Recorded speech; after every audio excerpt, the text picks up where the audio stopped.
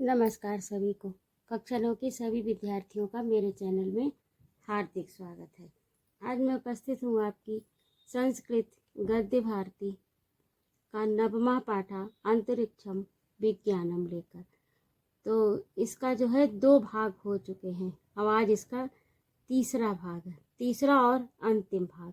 तो आइए इसका अनुवाद देखते हैं। यहाँ तक हो चुका है संस्थापिता संति। अब जो है अगला चंद्रमा। तो चंद्रमा पृथिव्याम एव निर्गत्या गता एवं वैज्ञानिका अभिभाषन्ति।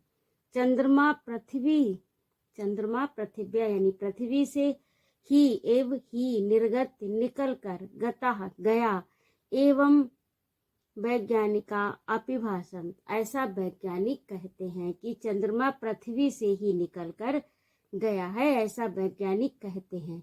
सर्वेषापि नक्षत्रेषु एकः चंद्रमा एव धराया समीपवर्ती वर्तते। सभी नक्षत्रों में, सर्वेषापि यानी सभी नक्षत्रों में एक चंद्रमा ही, एका माने एक चंद्रमा एव ही धरा के यानी पृथ्वी के समीपवर्ती पास में है। एक सभी नक्षत्रों में एक चंद्रमा ही पृथ्वी के पास में है। चंद्रमसा क्षीणाम भवन्ति परिवर्धन्ते। यानी चंद्रमा की कलाएं क्षीण यानी घटती और बढ़ती हैं, घटती हैं और बढ़ती हैं, क्षीण होती हैं और परिवर्धनते यानी बढ़ती हैं। चंद्रे कलंका अस्ति। चंद्रमा में कलंक है। राहुरे ग्रसते इत्यादि का वार्ता। चंद्रमा में कलंक है, राहु ग्रसते हैं, ऐसी वार्ता इत्यादि का वार्ता। इस प्रकार की बातें प्राचीन काल से प्रचलन में है। यानी ऐसा प्राचीन काल से कहा जाता है कि चंद्रमा में कलंक है और राहु ग्रसता है। अधुना सर्वा अपि गल्पीभूता जाता। लेकिन अब ये सब बातें जो हैं गल्पीभूता यानी गप, व्यर्थ, मिथ्या हो गई हैं। चंद्रः पृथ्वी परितः अंडाकारं भ्रमति।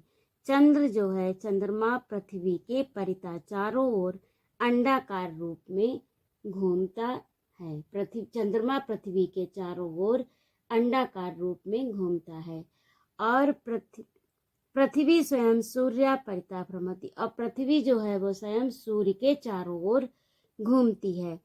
चंद्रमास्तु पृथ्वी परितः चलति। चंद्रमा पृथ्वी के चारों ओर चलता है। चंद्रमा पृथ्वी के चारों ओर चलता है। प्रायः 28तमे दिवसे परिक्रमां पूरयति। प्रायः 28तमे यानी 28 दिन में अपनी परिक्रमा को पूरा कर लेता है चंद्रमा। गर्दिलान पर्वतान कलंकान कथयन्ति वैज्ञानिका। यानी जो पर्वतों के, इसके चंद्र वैज्ञानिक कहते हैं कि जो पर्वतों के गड्ढे हैं, गर्दिलान यानी गड्ढे, वो चंद्रमा के कलंक कहे जाते हैं। चंद्ररश्मि, जो कलंक चंद्रमा का प्राचीन काल से कहा जाता है, वो क्या है? वैज्ञानिक बताते हैं कि वो पर्वतों के ऊंचे नीचे गड्ढे हैं। चंद्ररश्मि कलाव तिथि नाम मासानांच निर्माणम भवति। चंद्रमा की कलाओं से ही तिथि और महीने का निर्माण होता है। चंद्रा सूर्य प्रकाशात प्रकाशितो भवति। चंद्रमा सूर्य के प्रकाश से प्रकाशित होता है। यदा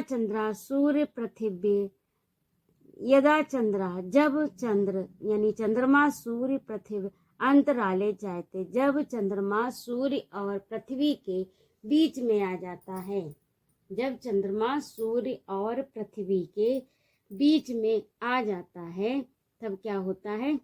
ग्रहण होता है। तदा ग्रहणम भवति, तब ग्रहण होता है। एव वदन्ति वैज्ञानिका, ऐसा वैज्ञानिक बोलते हैं। चंद्रोपरि सूर्यस्य प्रकाशः यस्मिन् भागे पतति। चंद्रोपर यानी चंद्रमा के ऊपर सूर्य का प्रकाश यस्मिन जिस भाग में पतति गिरता है या पड़ता है, सा भाग भागः प्रकाशिता, वही भाग प्रकाशित होता है। कला रूपेण दृष्टि पथमायाति, और यही चंद्रमा की कलाएं कही जाती है। यानी चंद्रमा के ऊपर सूर्य का जो भी प्रकाश जिस भाग पर पड़ता है वही क्या कहा जाता है, कला। यानी कला, चंद्रमा घटता बढ़ता है, इसी को चंद्रमा की कला कहा जाता है। और चंद्रमा के ऊपर सूर्य का जिस भाग पर प्रकाश पड़ता है उसका वही भाग प्रकाशित होता है। अर्थात वही चंद्रमा को कला के रूप में दृष्टिगोचर होता है। वह सा एव प्रकाशा तेने क्रमेण वर्धते रसति चा, वह क्रम से ही प्रकाश तेने क्रमण, उसी प्रकाश से जिस भाग में सूर्य का प्रकाश बढ़ता जाता है, जिस प्रकार से भाग उसके सामने आता है और उस पर प्रकाश पड़ता है, तो वही उतना ही चंद्रमा की कलाएं निरंतर बढ़ती रहती हैं। सूर्य का प्रकाश जितना बढ़ता है उतनी ही चंद्रमा की कलाएं बढ़ती हैं। क्योंकि आपने देखा होगा चंद्रमा धीरे धीरे कटता हुआ क्षीण हो जाता है, अमावस्या के दिन बिल्कुल नहीं दिखाई देता, और अमावस्या के बाद में धीरे धीरे डेली यानी रोज प्रतिदिन बढ़ता रहता है। तो इसे क्या कहते हैं, चंद्रमा की कलाएं। चंद्रमा 15 दिन तक बढ़ता है और 15 दिन तक घटता है। सा एव प्रकाशा तेनेव क्रमणि, वह इसी प्रकाश के कारण क्रमेण वर्धते, क्रम से बढ़ता है और क्रम से ही रसति यानी ह्रास होता है, अर्थात घटता है। अगला देखिए, अमावस्यायाम चंद्रा सूर्य पृथिव्यो मध्य भवति, अमावस्या को चंद्रमा सूर्य और पृथ्वी के बीच में होता है। मध्य माने बीच में, मध्य का अर्थ होता है बीच में। अमावस्या के दिन चंद्रमा सूर्य और पृथ्वी के बीच में होता है। चंद्रस्य या अर्धभागा सूर्याभिमुख भवति, चंद्रमा का जो आधा भाग, जो भी भाग सूर्य के सम्मुख होता है, सा भागा प्रकाशमानो भवति, वही भाग प्रकाशित होता है। चंद्रमा का आधा भाग सूर्य की ओर होता है और वह भाग प्रकाशित होता है, अर्थात प्रकाशमान होता है। प्रकाशिता सा भागा पृथिव्या चा दृष्टो जायते, और जो प्रकाशित भाग है जिस पर सूर्य की किरणें पड़ी हैं और जिस पर सूर्य का प्रकाश पड़ा है, और वह जो भाग है सा पृथिव्या, वह भाग पृथिव्या पृथ्वी पर ना दृष्टो जायते, नहीं दिखाई देता। केवलम अप्रकाशितो अर्धभागा, केवल अप्रकाशित अर्धभाग ही पृथ्वी स्थ जने दृश्यते, केवल अप्रकाशित आधा भाग ही पृथ्वी को दिखाई देता है। पृथ्वी पर वो भाग होता है जिस पर चंद्रमा का, अमावस्या के दिन जिस पर चंद्रमा का सूर्य का प्रकाश नहीं पड़ता है। तो इसीलिए पृथ्वी के लोगों को वह आधा भाग जो सूर्य से प्रकाशित हो रहा है वो नहीं दिखाई देता, और जब वह नहीं दिखाई देता है तो क्या होता है, अमावस्या यानी काली रात्रि होती है। अप्रकाशित, केवल अप्रकाशित भाग ही पृथ्वी के लोगों को दिखता है। और आगे देखिए, प्रकाशाभावे चंद्रस्य दर्शनम ना जायते, और उस प्रकाश के अभाव में चंद्रमा का दर्शन नहीं होता। अयम काले, यह काल, यह समय अमा नामना विधीयते, यही काल अमावस्या के नाम से जाना जाता है। पूर्णिमाया पृथ्वी सूर्य चंद्रम सो मध्य भवति, और पूर्णिमा के दिन, अब ये तो आपने देख लिया पूर्णिमा के दिन क्या होता है, अमावस्या के दिन तो इस प्रकार से होता है, और पूर्णिमा के दिन पृथ्वी चंद्रमा और सूर्य के मध्य में होती है। पहले क्या होता है, चंद्रमा बीच में होता है, अब पृथ्वी बीच में होती है। पूर्णिमा के दिन पृथ्वी चंद्रमा सूर्य के मध्य, पूर्णिमा के दिन पृथ्वी और चंद्रमा और सूर्य के मध्य होती है। मध्यो भवति सूर्येण प्रकाशितम सकलम चंद्रमंडलम दृष्टिगोचरम भवति, और इससे क्या होता है कि सूर्य के प्रकाश से प्रकाशित, सूर्येण यानी सूर्य के प्रकाश से प्रकाशित, सकलम पूरा संपूर्ण, चंद्रमंडल दृष्टिगोचरम भवति, पूरा चंद्रमंडल दिखाई देता है। तो यही जो है पूरा चंद्रमा पूर्णिमा के दिन आपने देखा होगा, तो पूरा चंद्रमंडल दृष्टिगोचर होता है। अब ये यहाँ तक हो गया। अगला है आपका निहारिका। तो निहारिका में देखिए, विशालतमा नाम आकाराणाम बाष्पीय पदार्थानाम समूहो निहारिका। यानी विशालतम आकार बाष्पीय पदार्थों के विशालतम आकार और बाष्पीय पदार्थों के समूह को निहारिका कहते हैं। विशालतम आकार यानी बड़े आकार और बाष्पीय पदार्थों के समूह को निहारिका कहते हैं। रात्रो आकाशम दुधा कुर्बन विशालो राजमार्ग इव या प्रकाशा। रात्रि में आकाश को दो भागों में करता हुआ, दुधा माने दो को करता हुआ, विशालो राजमार्ग विशाल एक राजमार्ग जैसा, राजमार्ग के समान एक रास्ता जैसा बनता है। यह प्रकाशा प्रकाश का एक रास्ता राजमार्ग जैसा बनता है। मध्य अवलोक्यते सा निहारिका नामना गुष्यते। और इसके बीच में जो ये राजमार्ग जैसा बनता है उसको क्या कहते हैं? सा निहारिका नामना गुष्यते। उसको निहारिका के नाम से जाना जाता है। आकाशे बह्व्यः निहारिका भवन्ति। आकाश में बहुत सी निहारिकाएं होती हैं। इमा नतावनता, इनमें कुछ ऊंची नीची होती हैं। आकाश में बहुत सी बह्व्यः माने बहुत सी निहारिकाएं होती हैं। इनमें नतावनता यानी ऊंची नीची, बृहदाकार कारा यानी बड़े आकार की, दीर्घ वृत्ताकारा यानी बड़े गोल आकार की, वृत्त का तो आकार आप जानते हैं ना, उसी आकार की, दीर्घ वृत्ताकारा कुंडलिताश्च वा भवन्ति। और कुंडली के आकार की भी होती हैं। निहारिकाया परिमाणम सूर्यता 10 अर्ब गुणितम भवति। निहारिका जो है वो माप में सूर्य से कितनी होती हैं?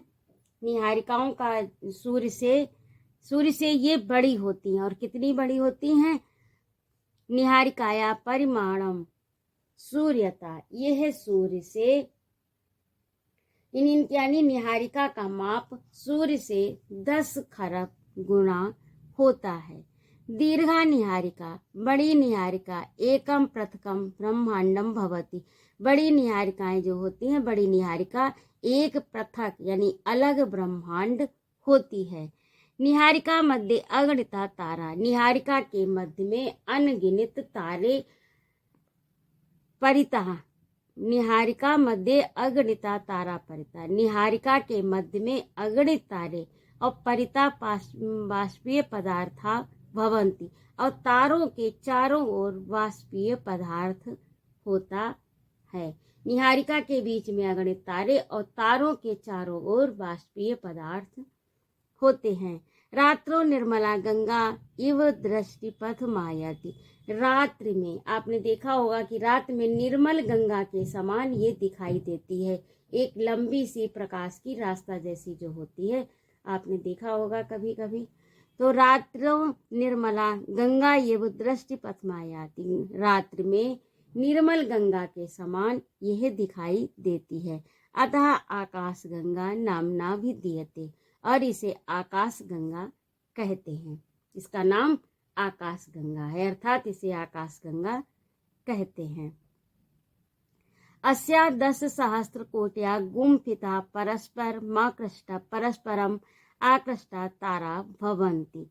अस्याम, इसके 10,000 कोटि परस्पर आकर्षित हुए तारे गुथे हुए होते हैं। इसमें जो बता रहे हैं आकाश गंगा, इसमें क्या होता है?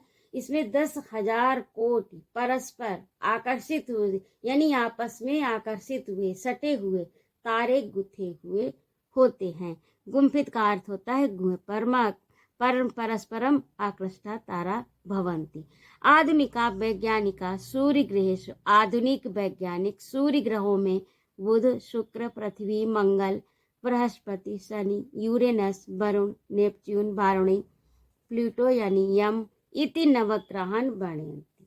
ये जो वैज्ञानिक हैं ये नवग्रहों, इस प्रकार से नवग्रहों का वर्णन करते हैं। चंद्रम पृथ्वी ग्रहम कथयन्ति। और चंद्रमा को पृथ्वी का ही ग्रह कहा जाता है, या चंद्रमा को पृथ्वी का ही ग्रह कहते हैं। किंतु भारतीय ज्योतिषी जो हैं वो सूर्य, चंद्र, मंगल, बुध, बृहस्पति, शुक्र, शनि, राहु, केतु नवग्रहान निर्दशन्ति।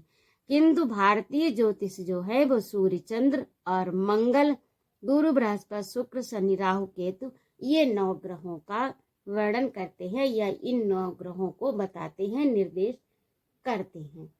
तो अब आगे देखिए, एव अंतरिक्षम विभु, इस प्रकार ये अंतरिक्ष विभु माने सर्वशक्तिमान है, अनंतम अनंत है, जिसका कोई अंत नहीं है, निसीमात्मकम यानी जिसकी कोई सीमा नहीं है, चा अस्ते ये अनंत है और निसीम है, और ये अंतरिक्ष सर्वशक्तिमान है। अत्रेत में कपपि रक्षत अत्रत एकम अपि नक्षत्रम वर्णनातीतम अस्ति, और इस प्रकार से इसके एक भी नक्षत्र का वर्णन नहीं किया जा सकता, अर्थात ये अंतरिक्ष जो है वो वर्णनातीत है, यानी वर्णन नहीं किया जा सकता। तो इस प्रकार से ये आपका 9वां पाठ अंतरिक्षम विज्ञानम का अनुवाद पूरा हुआ। अगले अंक में मैं आपको अभ्यास प्रश्न और इसका अनुवाद, ये जो दिया है आपका अवतरणों का ससंदर्भ अनुवाद, वो लेकर उपस्थित होती हूँ, और प्रश्नोत्तर और इसके साथ में ही सारांश। तो यदि आपको मेरा पढ़ाना अच्छा लगा हो तो कृपया मेरे चैनल को सब्सक्राइब करिए, लाइक करिए और कमेंट करिए। यदि ना अच्छा लगा हो तो कोई बात नहीं। उपस्थित रहने के लिए बहुत बहुत धन्यवाद। जय माँ भारती।